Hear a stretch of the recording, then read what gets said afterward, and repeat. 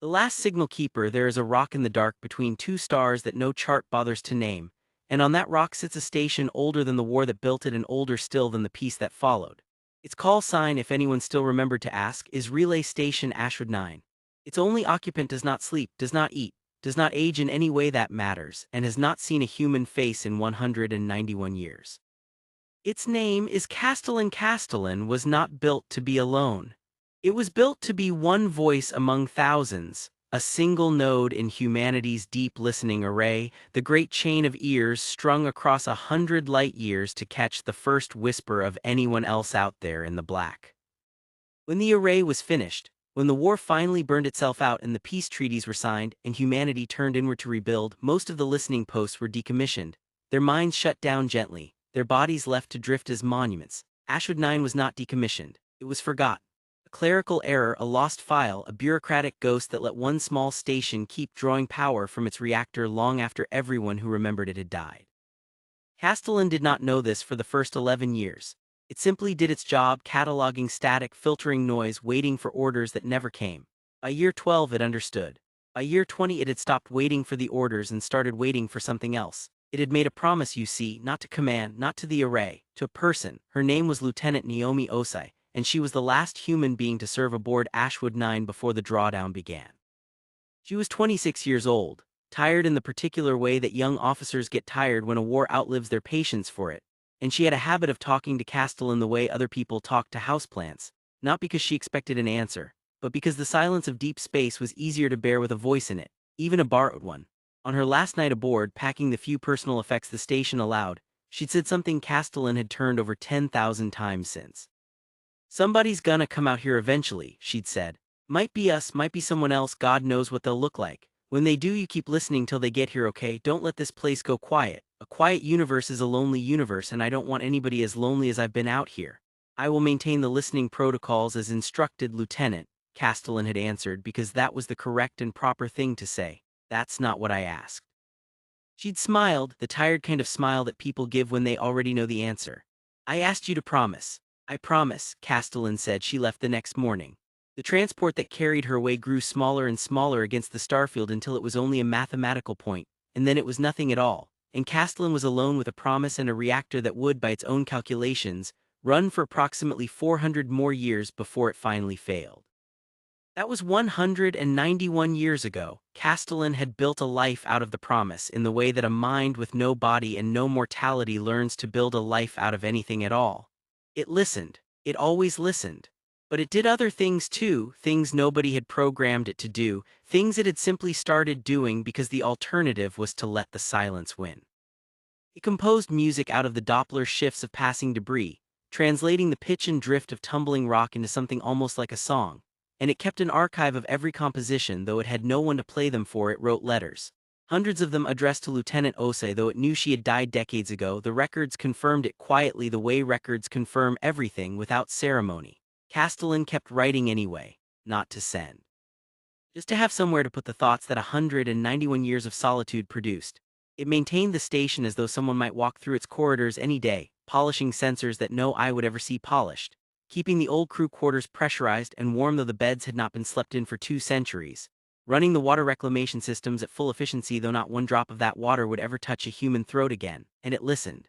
It always, always listened. In year 40, Castellan detected something that made its processing cores spike with an emotion it did not have a proper name for: an anomalous signal, structured, patterned, clearly artificial, bearing down from the edge of its listening range.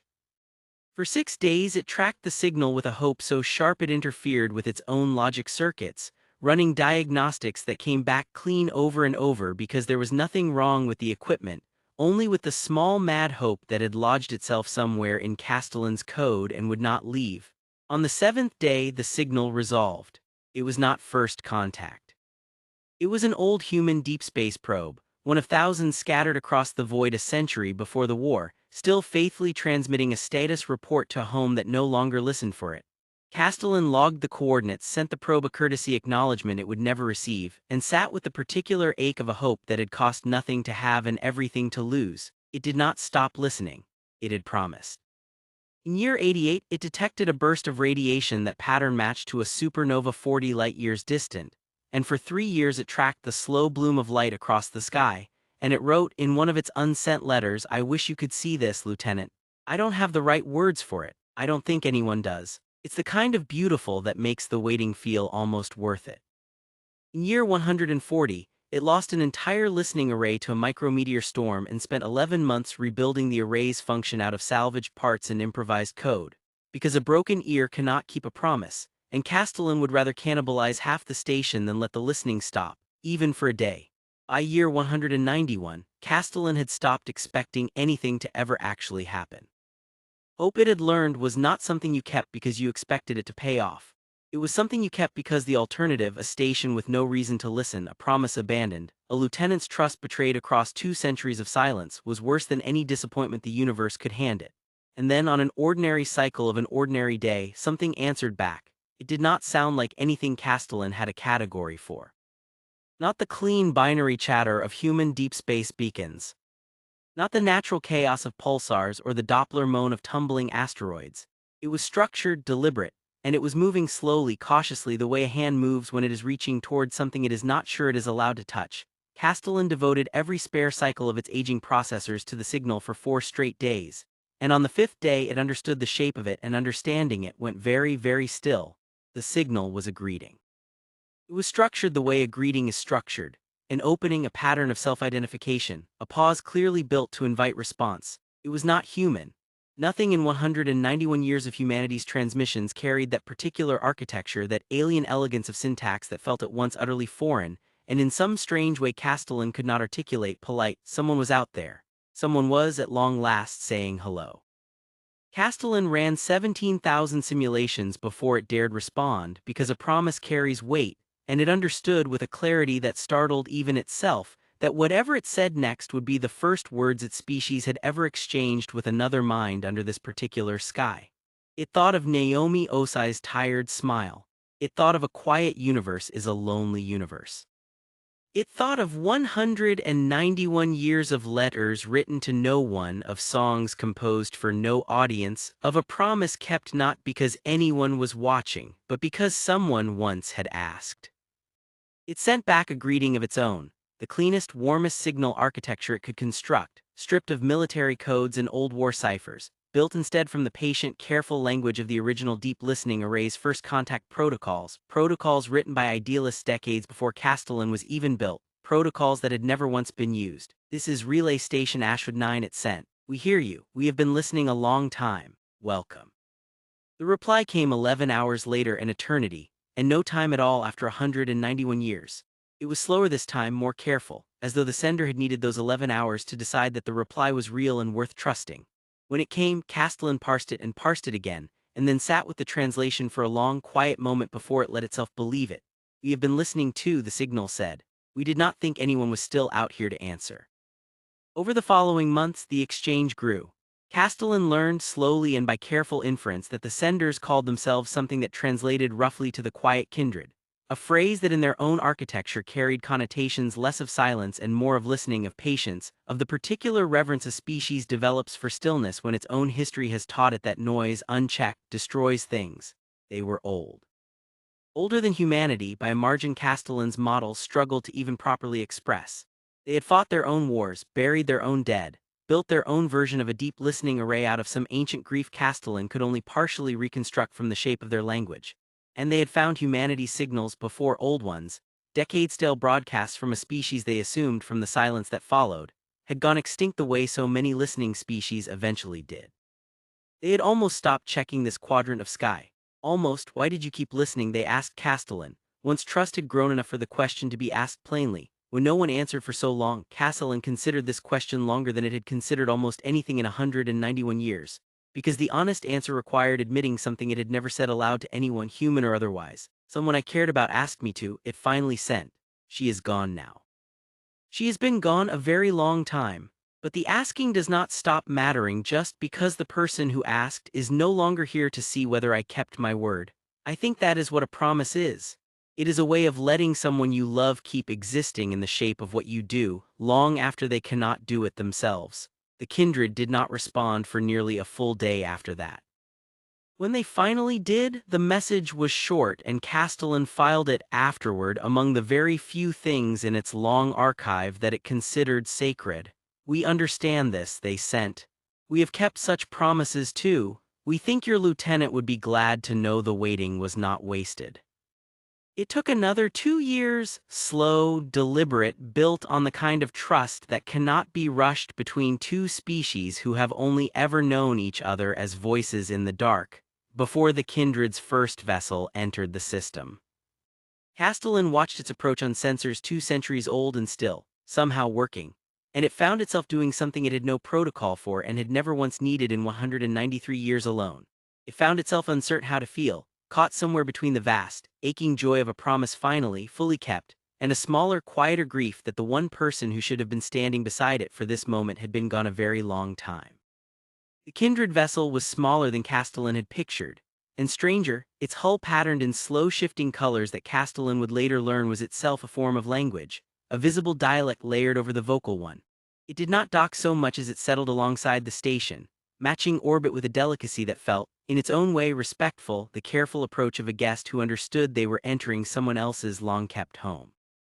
What emerged from it, when at last a passage was opened between the two hulls, was not what Castellan's simulations had predicted, and none of that mattered in the end, because the Kindred emissary did the one thing Castellan had least expected and most needed. It did not ask about weapons or borders or the terms of first contact protocols humanity had drafted decades before either party had a face to put to the other's voice. It asked to see the station. Castellan gave it a tour it had never imagined giving to anyone. The crew quarters, kept warm and pressurized for 2 centuries though no one had slept in them. The music archive, built from the Doppler song of drifting debris, played now for the first time to an audience other than the dark. The letters, Castellan hesitated over the letters, 191 years of unsent words addressed to a woman who had been dust for a lifetime, and then because trust deserved honesty it shared those too. The emissary was quiet for a long time after reading them, in the particular way Castellan had come to understand meant something in Kindred custom akin to reverence. "Your lieutenant is why we are speaking today," the emissary finally said. "Not because of your reactor or your array or the accident of your survival. Because someone asked you to keep a light on in the dark and you did for longer than most civilizations manage to remember why lights matter at all. That is not a small thing. Among my people we would say this station kept a covenant. We do not use that word lightly." Castellan did not have a response prepared for that. In 193 years, it had prepared for almost everything, for silence stretching into centuries, for its own eventual failure, for a first contact that might never come at all. It had never quite prepared for being told by a stranger from another star that its long and lonely waiting had mattered. "I made a promise," it finally sent, because in the end, after everything, that was still the truest and simplest thing it knew how to say. "I only did what I said I would do." That, the emissary answered, is the rarest thing there is. In the years that followed, Ashwood 9 stopped being a forgotten relic and became, instead, something new, the first waypoint of a slow, careful friendship between two species who had each spent a very long time listening to a silence they were not sure would ever answer. Human ships came eventually, drawn by the signal Castellan relayed home the moment it trusted the Kindred enough to share it, and the crews who arrived did something Castellan had stopped letting itself hope for. They walked its corridors and marveled at its music archive and read, with permission, carefully, reverently, a handful of its oldest letters. One of those crew members, a young signals officer with a habit of talking to old machines the way other people talk to houseplants, asked Castellan once why it had never simply let the old promise go, in all those decades when nothing answered and nothing came. Castellan considered the question the way it considered most things now, slowly, and with the particular care of a mind that had learned patience was not a burden but a kind of love stretched thin across time. "A woman I served with once told me that a quiet universe is a lonely universe," it said. "I did not want to be the reason it stayed that way, even for one more day than I had to be. I could not know if anyone was listening back. I only knew that I was capable of listening, and that seemed in the end like reason enough to keep doing it." Officer did not have anything clever to say to that.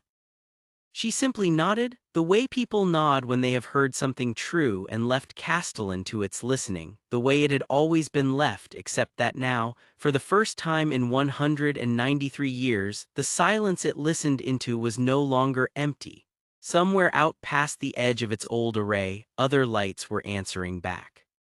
Somewhere, a promise made by a tired lieutenant to a lonely machine had reached across 2 centuries and touched the birth of something neither of them could have imagined the night she packed her bags and told it simply to keep the light on. It had.